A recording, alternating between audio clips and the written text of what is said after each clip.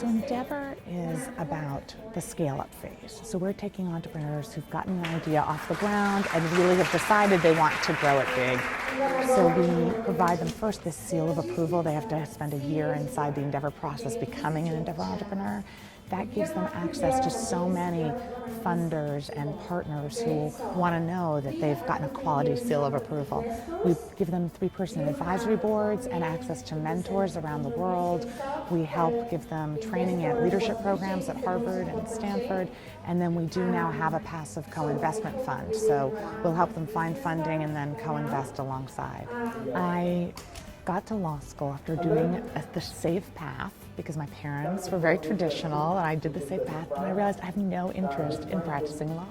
And I went to Buenos Aires and started living there and realized that young people in Latin America 20 years ago were not starting businesses.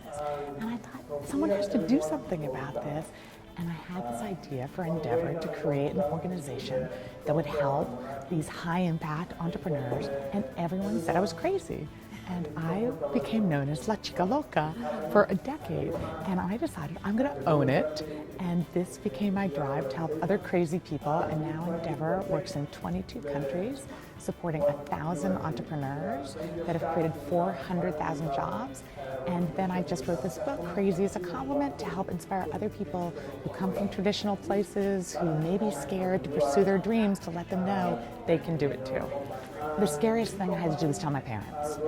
And I was at my kitchen table, planning this global organization, and my parents were worried that, I was not going to be able to pay rent, that I was not going to be able to produce grandchildren for them.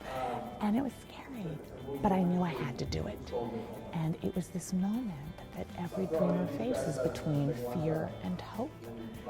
And I chose hope, and I just said, I'm going to dedicate myself to helping other crazy dreamers get over their moments when they're scared to give themselves permission. I've come to believe that the hardest obstacle for starting anything, for being an entrepreneur, is convincing yourself that it's okay to take the chance. It was my husband, Bruce Feiler, who's a famous writer, got diagnosed with bone cancer 6 years ago. It was very serious, and I made a decision, even though Endeavor was expanding, that I would focus on making sure he got better and that my girls were stable. And luckily, he's now 6 years cancer-free.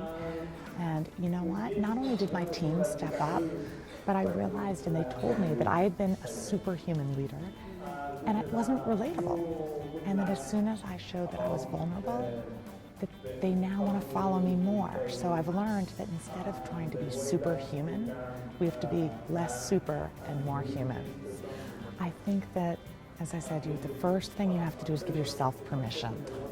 Number one, you have to be able to give yourself that ability to take some risk.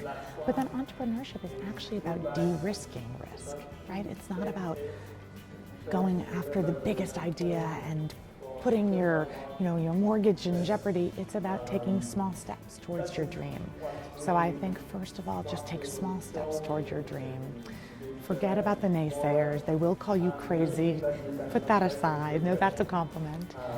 And then I would say that be true to yourself. Don't try to be something you're not. I think so many of us have this vision of Steve Jobs or Mark Zuckerberg.